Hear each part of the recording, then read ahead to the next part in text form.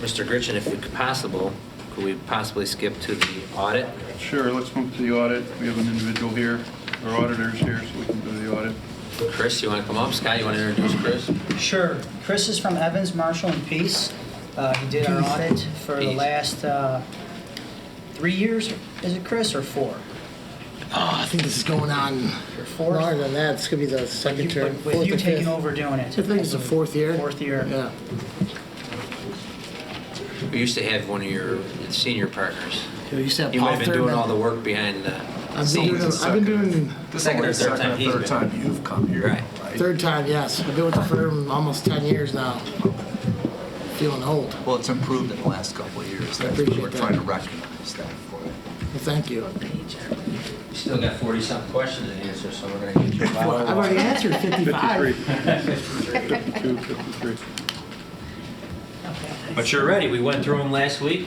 Ready to go. We did, so I'm going to kind of do something just a little different this year. I'm not going to run through detailed pages in the audit. I'm kind of just going to do a summary, and then I'll open up for some additional questions, okay? Why don't you do a summary and then answer the questions you received? Is that okay? Or is it most of them answered I in mean, I your don't think we summary?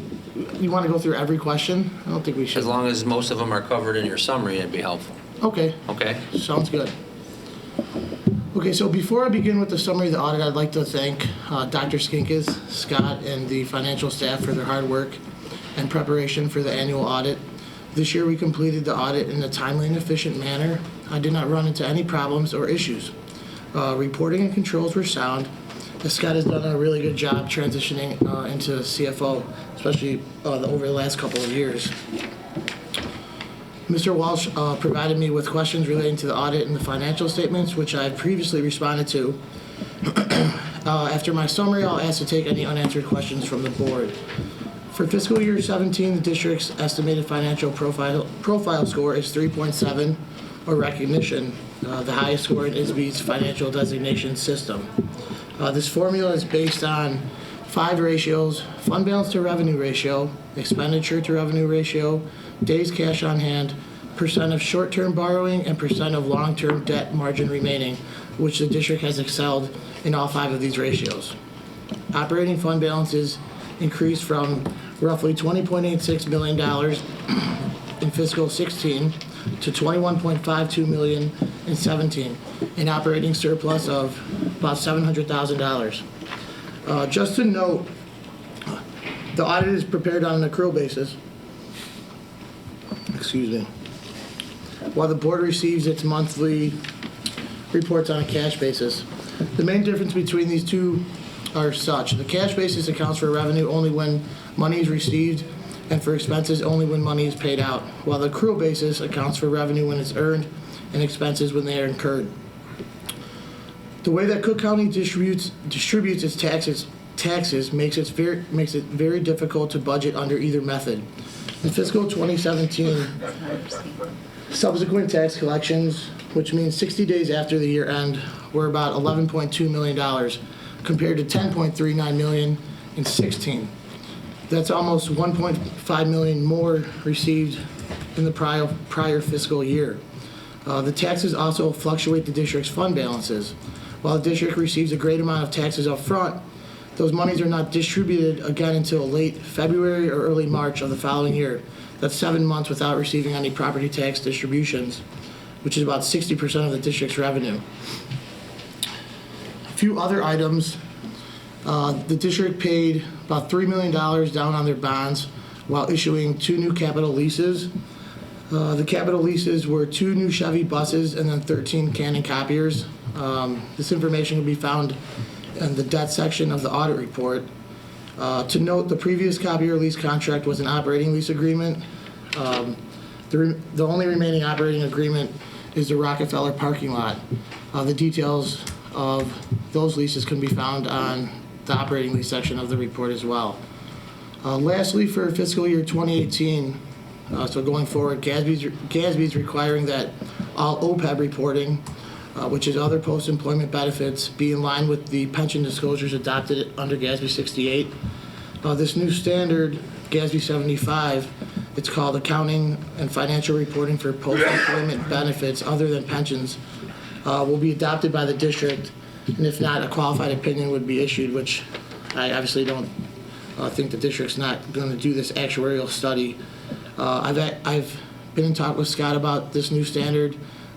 He's on board with this, and I've given him a few names of some actuary firms that he should be getting to the board within the next couple of months so we can complete this study.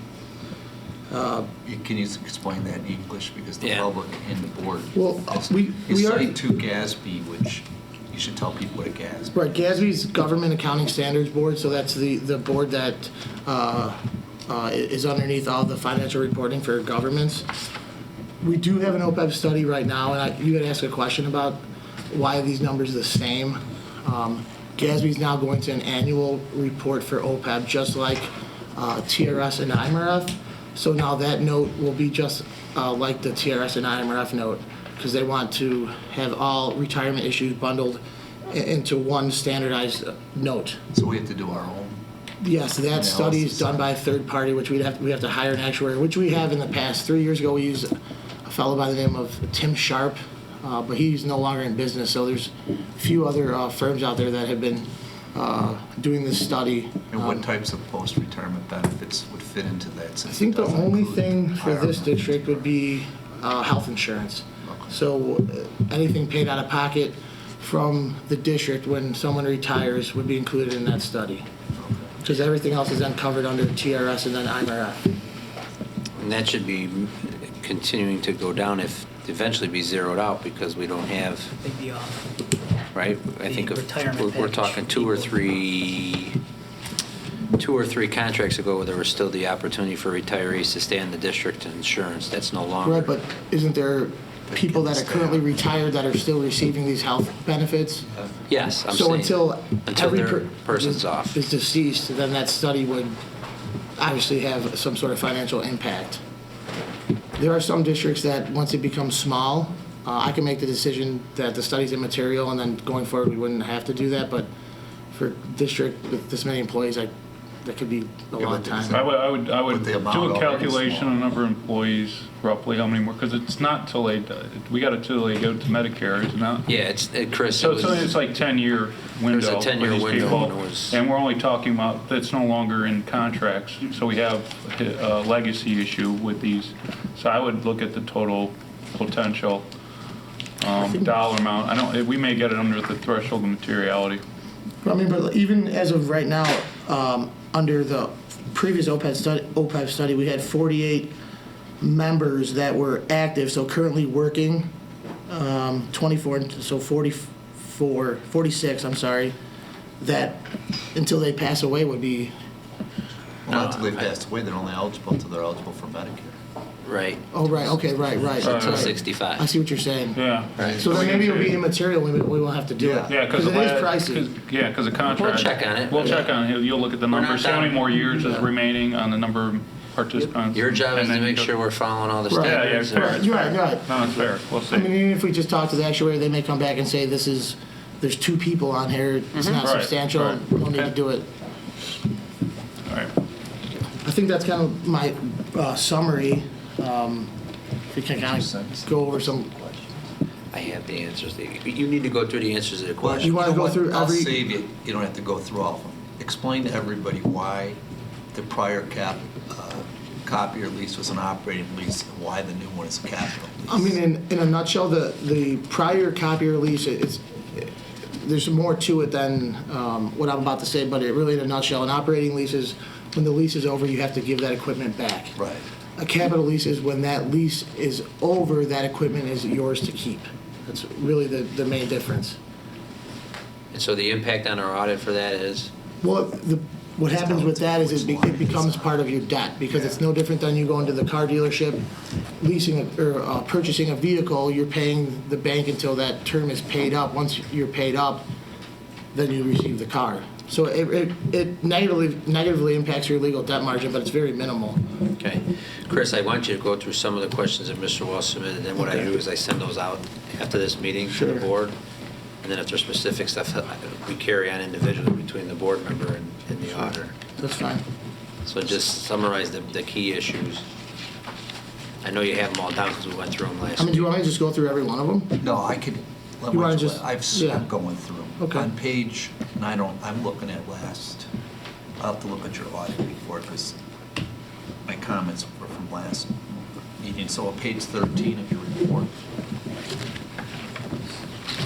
under the property taxes levied for general purposes, What page you got? I'm sorry. 13 of the audit report. Got it. Right. so on the property taxes levied for general purposes. Right.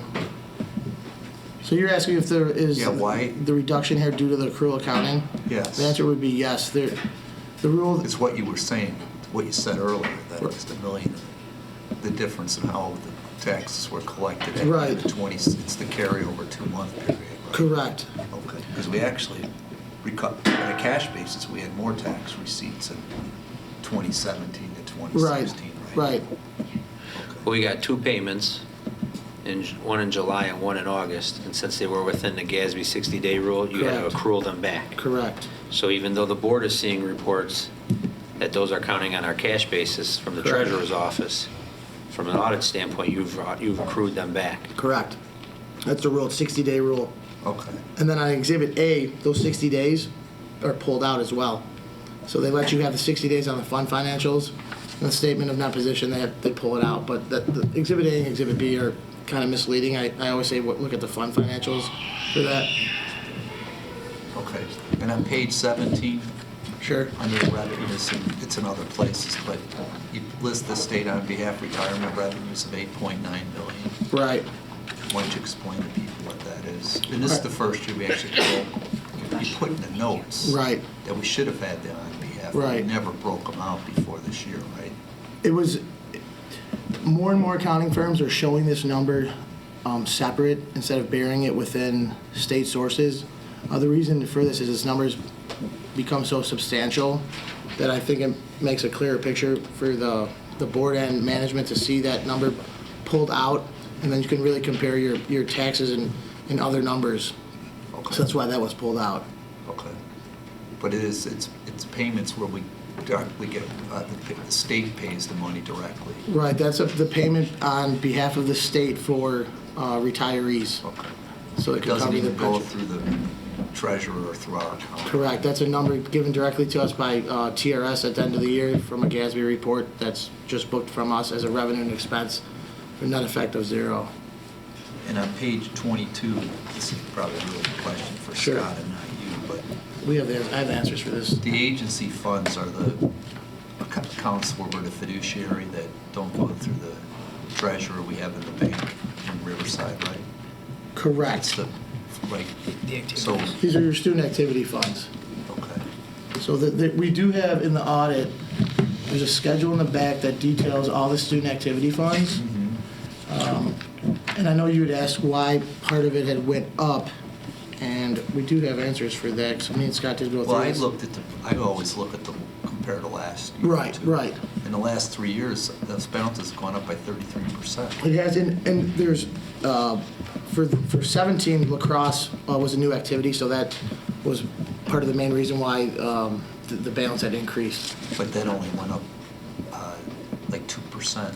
Right, then we had cheerleading, the cheerleading activity went up from $1864 to over $10,000, and then drama production went from $14,600 to $22,600. Okay. So between those three, that created the increase. And sometimes it's just timing issue from one year to the next, and then we'll pay out when school starts the following fiscal year. And then on page 25, Uh-huh. you changed the explanation of the major and non-major funds and include deferred outflows of resources and deferred inflows of resources. Right. Was that just clarifying what was in there, or did we change the way? we Yeah, no, it was just for account clarification. When GASB 68 came out, they implemented deferred inflows and outflows, so that should have been added. That should have been added last year. That was just for clarification.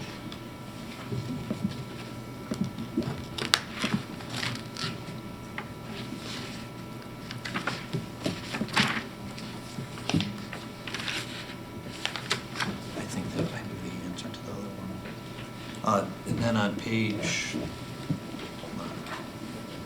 28, again, you changed the, maybe just the way you changed it, but for instance, in the prior years, we had addressed furniture costs. Is it all fully depreciated or something? No, I kind of just bundled that into equipment and vehicles this year. Just and then really the problem too is we haven't had a fixed asset appraisal here in a number of years.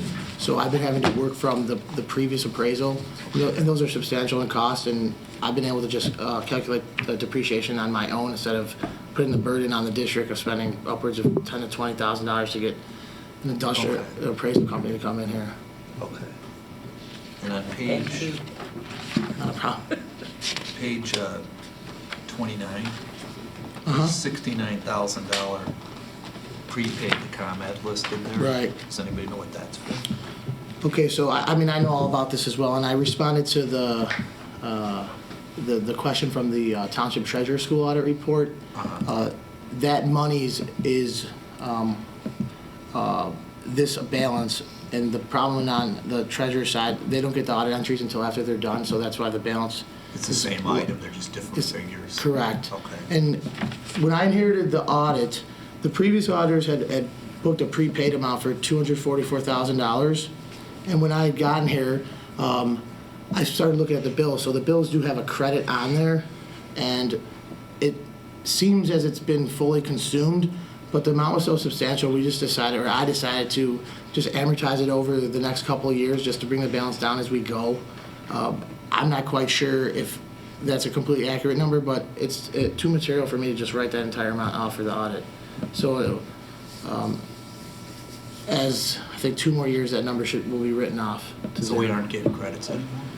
That's what you're saying? The credits have been eaten up, but the previous auditor had set this amount up and hadn't, whoever came in next. What was it for? Why? It was says it's a for- prepaid. Advance payment. Why'd we make an advance payment that was $200-some thousand? To be honest, I don't believe 100% that was an advance payment. It was just it was an error, and it's something that I just couldn't write off. So I had to. That's something that I'm not even sure if the previous auditor would even know why they even set that up.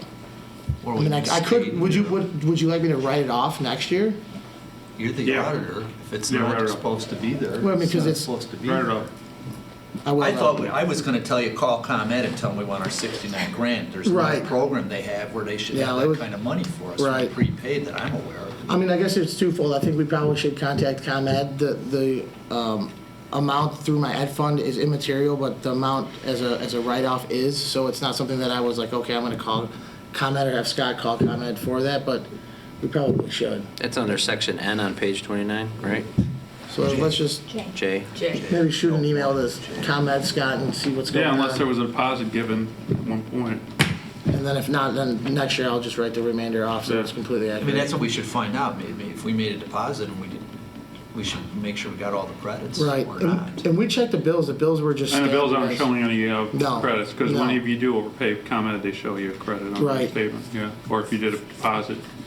So let's, I got a note with Scott. You got a note down? Mm-hmm. Okay. Tim, do you have any other questions? Yeah, I didn't understand on the, and again, some of them are just what you changed compared to, on page 32, 30, it's on right. the interfund loans and transfers. Interfund loans are used to, number 2, use unrestricted revenues collected to finance various programs accounted for in other funds in accordance with budgetary authorizations. You changed, I guess that's correct. I did change it. Why? You're explaining it. Interfund loans and transfers. This note's now become more of a standardized language note, where it's kind of just needs to be that way. Okay. Yeah, really, I had a bunch of questions in the capital needs, but you already answered the one short answer you gave, so.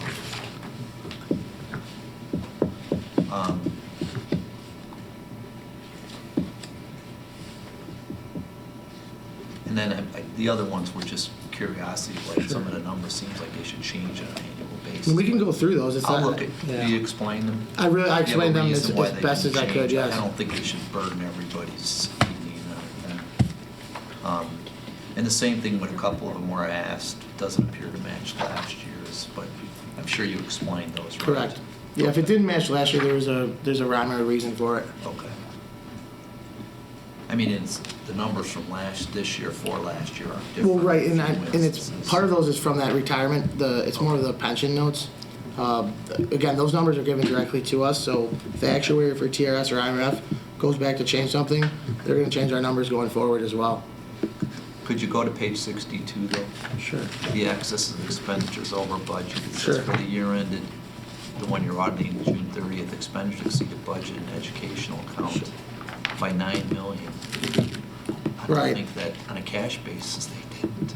Well, they did not because we did not budget for the on behalf portion. Right. So that is basically your difference. On behalf was And that's you say in the next 8.95. sentence. Yeah. So Million. people understand it's the change in showing the on behalf is what, this is truly an accrual. The GASB accrual rules that are making this difference. Correct, and I kind of did You explain did that. explain it. Yeah. I mean, I could be a little bit more detailed, but that kind of says it right in there. And then the additional small variations are covered by the district's existing fund balances and/or from the operating surplus for 17. Yeah, I think the rest of them are not worth Okay. taking people's time. I'll just read Okay. the explanation you gave us on those. Chris, and you sent those electronically, I did. correct? You know, and I'm sorry to interrupt. If the explanation isn't suffice, I'm sure that. go back to Scott, and me and Scott can work it out, and we'll get back to you. So Chris, one thing I want to make sure we've, and maybe you can direct me to the best page to show this, but you and I and Scott went through this. Uh-huh. And I think it's important that we just highlight this both for the public and anybody that may, at a later date, go online and pull our financials or pull our audits. It shows that our fund balance is much higher than what really what it is. And I know really you is. covered that briefly in your Right. summary. Right. But I think it'd be helpful if you're able to walk the board through this a little bit. So if somebody in the community comes up and says, hey, it looks like you have an 80% fund balance while you're reporting out 50. All right, so there's a couple pages you can see this at. Either page 19 or 20 of the audit. Let's go, you pick the one that's best. Let's just go to, just so it's easier to see. Let's go to page 14 and 15 of the audit. And on board book, that is page, Scott, do you have that in front of you, or does anybody have it up yet? 73. 73? 73.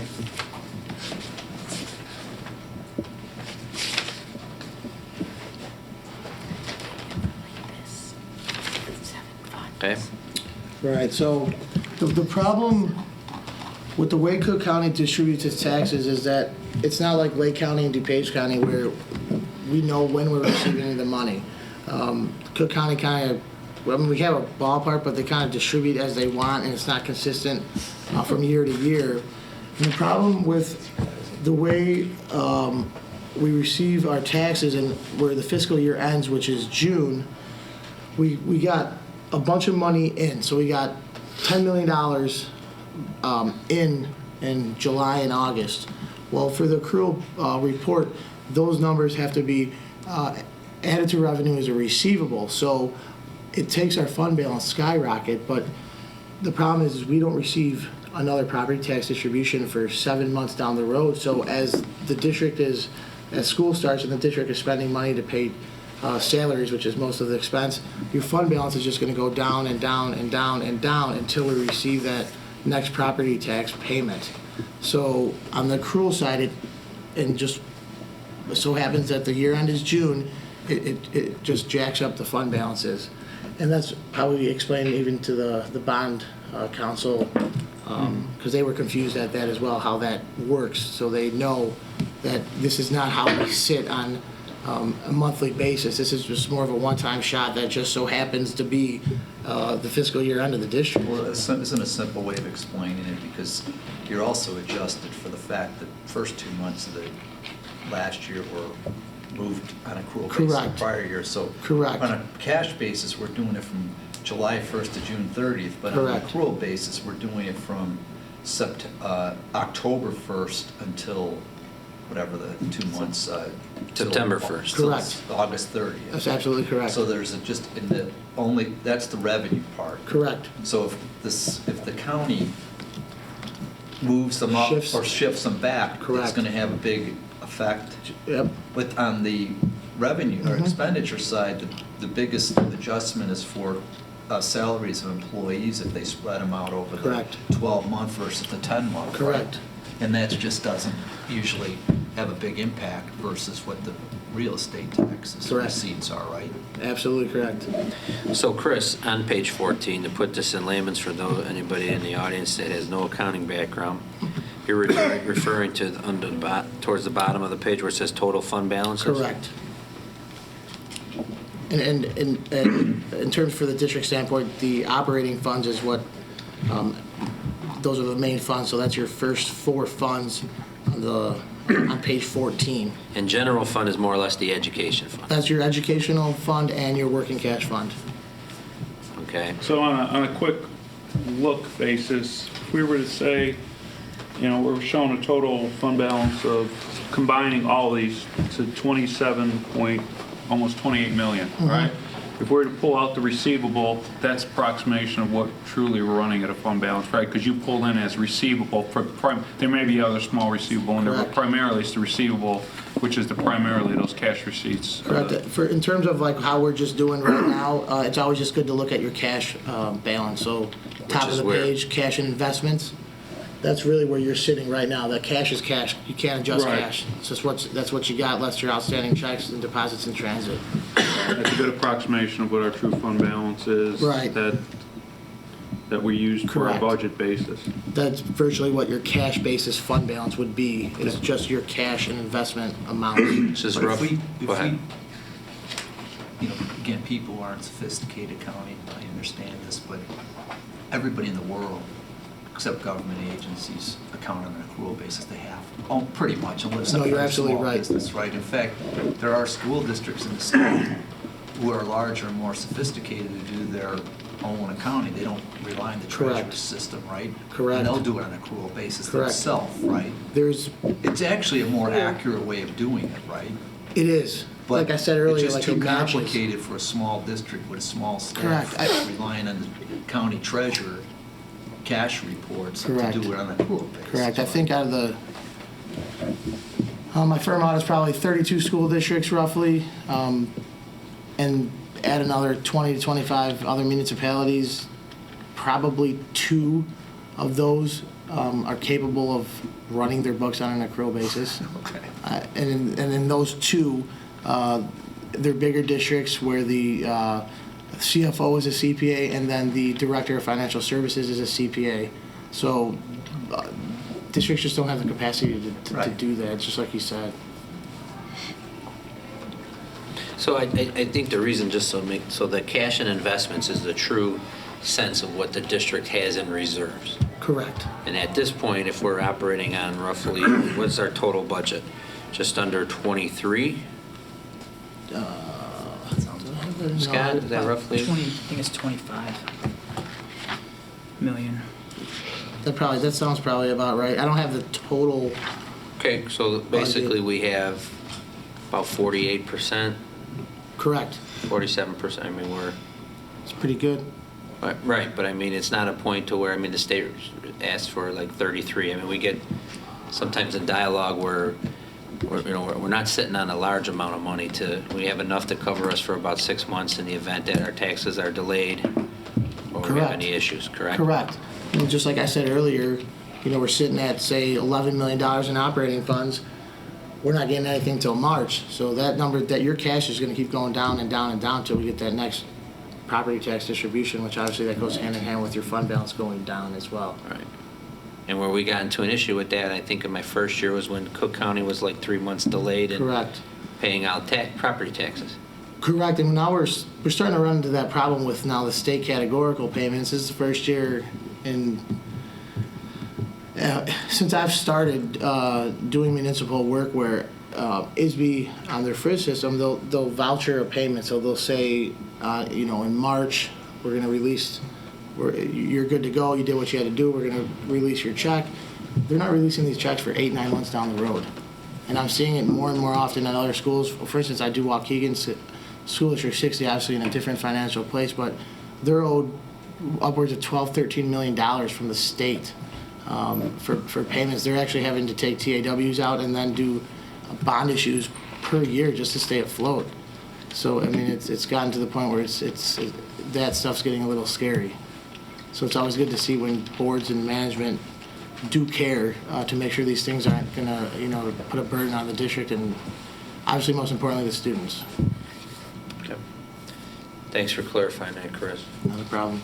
Do most districts have like 6 months out? Is that pretty regular? Enough fund balance for? I mean, to be honest, it fluctuates so much Does depending it? on where you go. I mean, Okay. the lower income areas obviously don't have that luxury where other areas from the North Shore to depending where you go, it all depends. You would But the think, state makes a recommendation of how many months or what percentage of your annual they do. expense, isn't it? It's like 33. 33%, which would be 4 months. Right. Just under 4. So Right. We have a board policy also that we adopted it, same thing. So our policy in the state target is at least 33%. Correct, and that's where that financial profile score comes into play too. That kind of puts all that together to say that you guys are doing well. Okay. Thank you. Any other questions?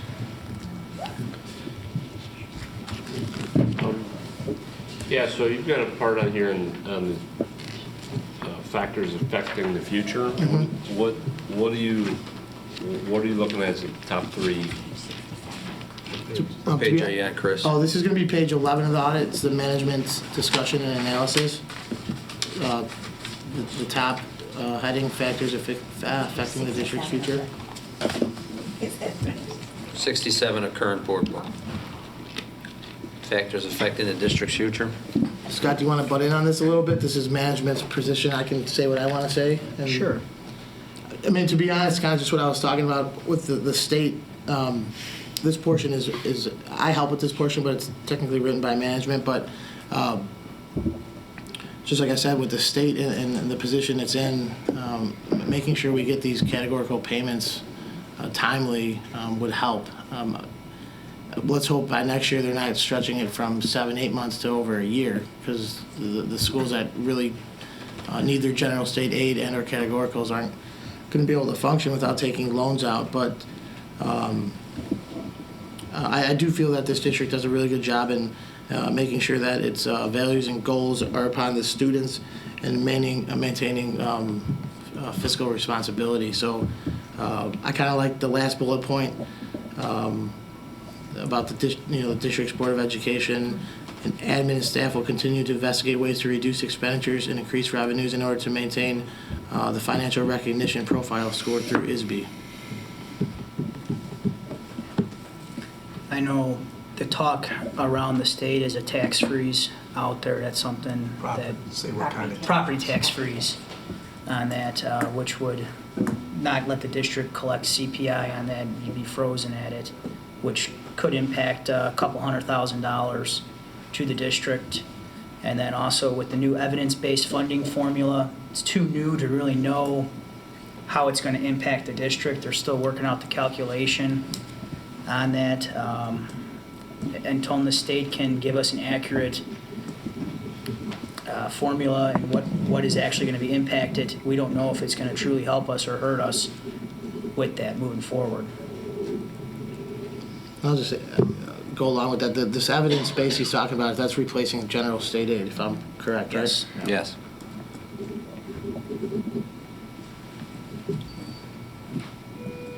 Anything else?